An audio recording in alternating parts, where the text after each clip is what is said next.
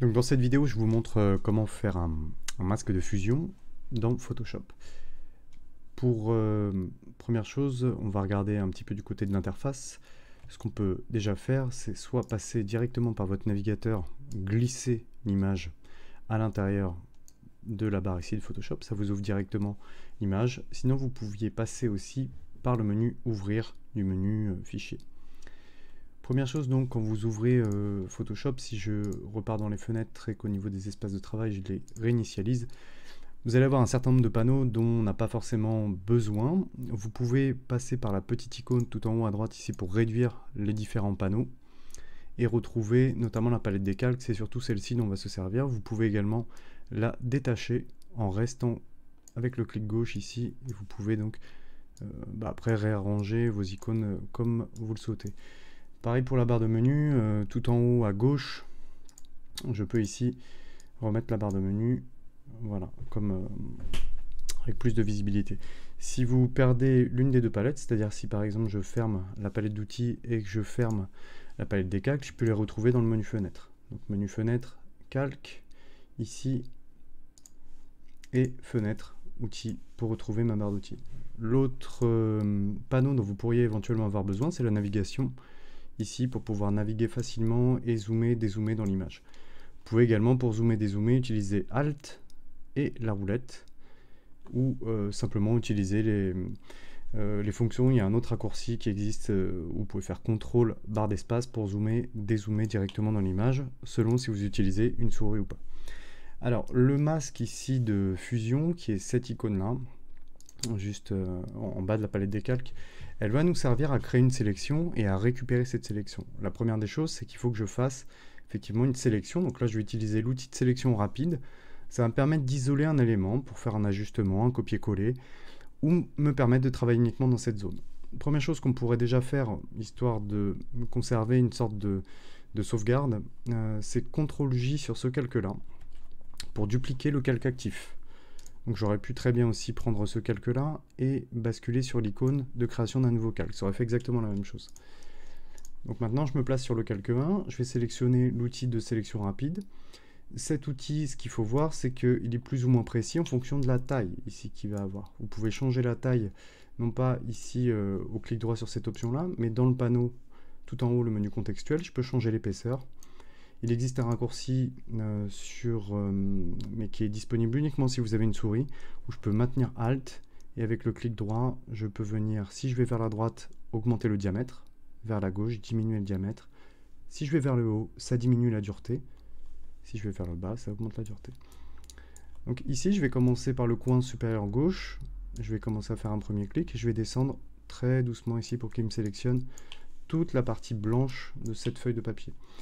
L'inconvénient que vous pouvez avoir sur la sélection rapide, c'est que potentiellement il peut parfois oublier certains morceaux. Là ça n'a pas été le cas, mais admettons que ce soit le cas. Vous pouvez reprendre n'importe quel autre outil de sélection comme soit ici le carré, l'ellipse ou les rectangles de rangée, ou les éléments de lasso qu'on retrouve ici. Au clic droit, vous avez le déploiement de toute la palette et de tous les outils que vous retrouvez dedans. Si je maintiens majuscule, je vais pouvoir ici ajouter une partie. Si je maintiens Alt, je vais pouvoir enlever par exemple cette partie-là. D'accord, pour ici juste affiner ma sélection. Une fois que votre sélection est faite, donc j'ai vérifié sur tout globalement les carrés, etc. Là par exemple il a oublié un petit morceau, je peux venir maintenir majuscule et rajouter cette partie-là.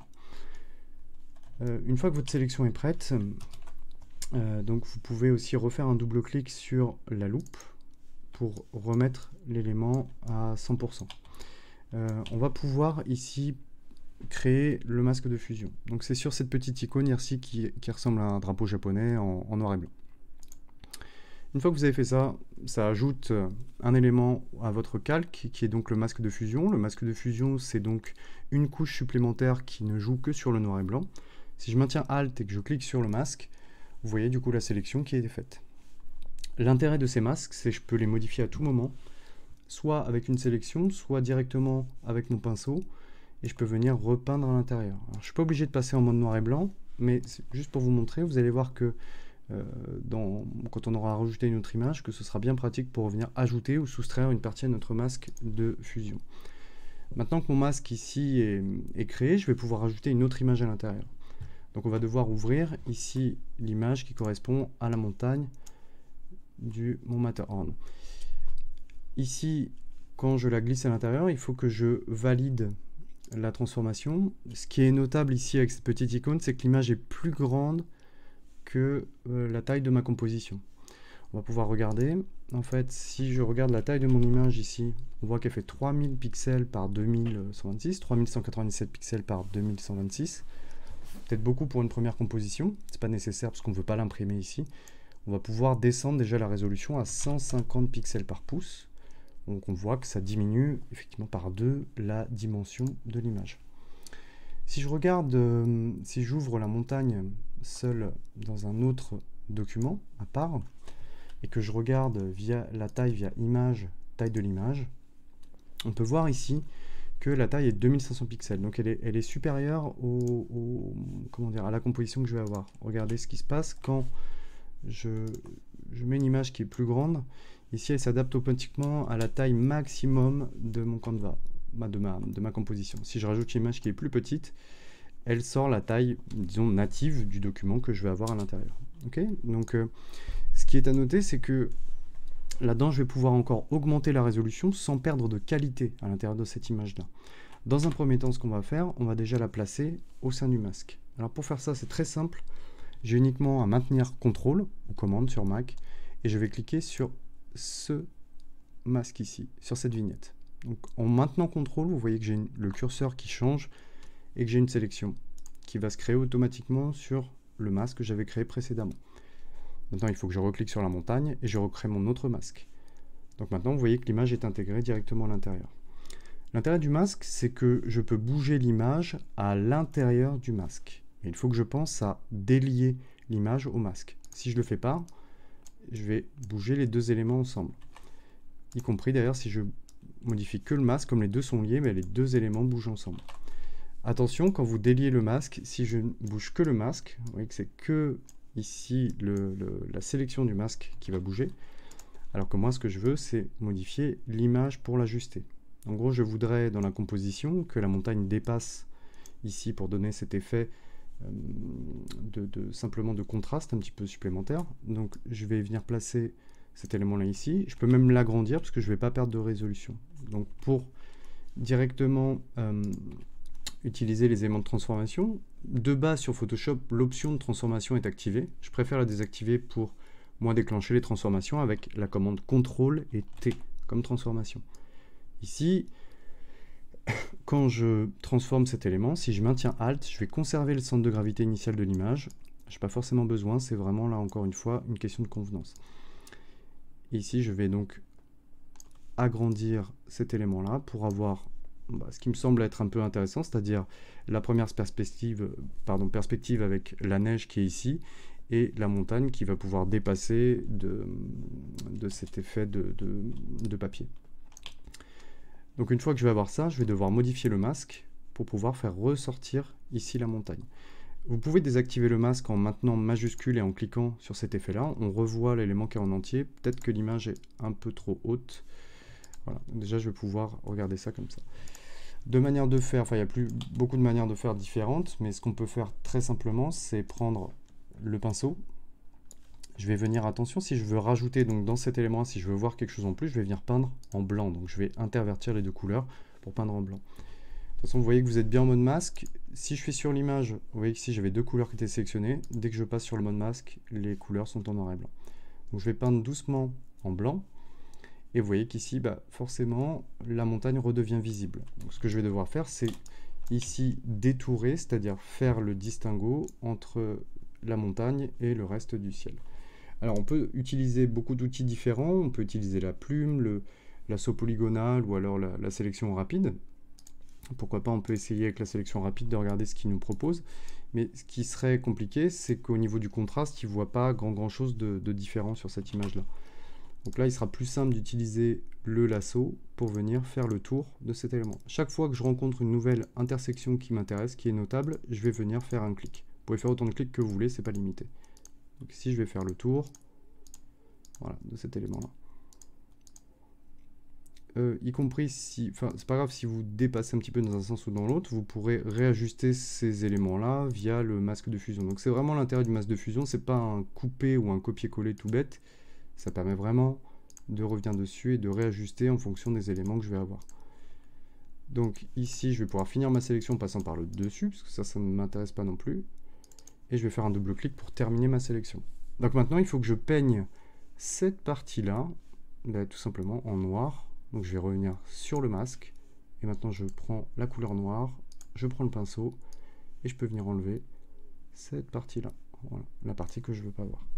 Une fois que je veux désélectionner un élément, je peux faire CTRL-D, et je vais me retrouver avec la montagne telle qu'elle qui sort. Ça donne vraiment cet effet de pop-out. On a vraiment l'impression qu'elle sort de cet élément de papier en 3D. Ce qu'on aurait pu faire également, c'était nettoyer un peu ces deux petites parties-là. Alors ce qu'on peut faire pour faire ça, c'est utiliser un outil qui est l'outil patch.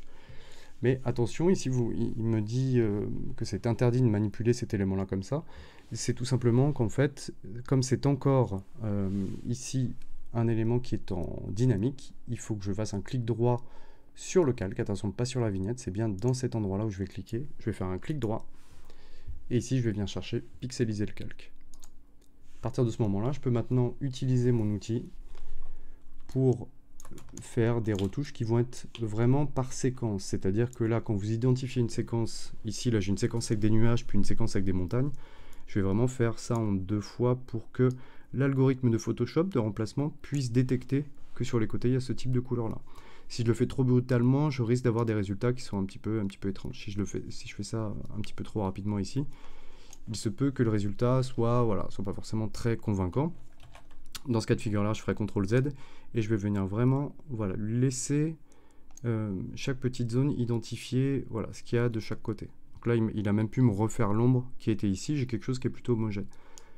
Là, ici, je vais faire d'abord cette partie-là. Puis ici, elle est tout doucement. Si ça ne va pas, vous pouvez changer les tailles aussi et zoomer un petit peu pour essayer de permettre à l'algorithme d'être plus précis. Okay, je peux encore après revenir sélectionner certaines parties si je veux que ce soit plus ou moins effacé. De loin, le résultat est très satisfaisant sur ce genre de petites retouches. Il n'y a pas besoin de le faire avec d'autres techniques pour l'instant. Vous allez voir que ça marche plutôt bien ici avec cet élément-là, puisqu'il y a une seule séquence de type d'image qui va être des nuages qu'on va regarder. Ouais, parfois il fait des petites erreurs comme ça, c'est pas très grave. Je peux revenir encore une fois, cliquer là, sélectionner ces éléments-là. Je vais refaire une séquence ici. S'il n'y arrive pas, je vais me rapprocher, prendre un outil un peu plus petit, et je vais faire ça vraiment petit à petit pour qu'ils comprennent que en fait, je veux récupérer vraiment ce qu'il y a sur le côté, en l'occurrence des nuages. Donc voilà sur cette partie sur le masque. Dernière chose qu'on pourrait faire, c'est transformer cette image en noir et blanc, puisque dans la composition finale qu'on va avoir, l'image était placée en noir et blanc. Plusieurs manières de faire. On peut très simplement, si on voulait pouvoir comparer les deux versions, encore dupliquer ce calque-là avec la commande CTRL-J. Et simplement, si je veux désaturer mon image, je peux aller dans Image, Réglages, et je peux choisir Désaturation de l'image. J'aurais pu choisir aussi la teinte de saturation. C'est ce que je vais faire là, et je peux désaturer mon image. Okay, la seule chose, c'est qu'elle manque peut-être un peu de contraste maintenant. Je peux aller dans Image, Réglages, et ici, on va choisir les courbes de niveau qui vont jouer ici sur les niveaux de noir et blanc. Donc vous avez une représentation de l'image sur les niveaux de noir et de blanc qu'il y a. On voit qu'il y a très peu de noir dans cette image. Si je rajoute le curseur, si je déplace le curseur noir vers le centre, on voit que tous les points qui étaient noirs précédemment, un peu plus gris, vont se foncer, y compris d'ailleurs dans l'autre sens. Donc là, mon image est plus contrastée et j'ai quelque chose qui a plus d'intérêt, plus de volume. Voilà déjà pour cette première partie sur les masques.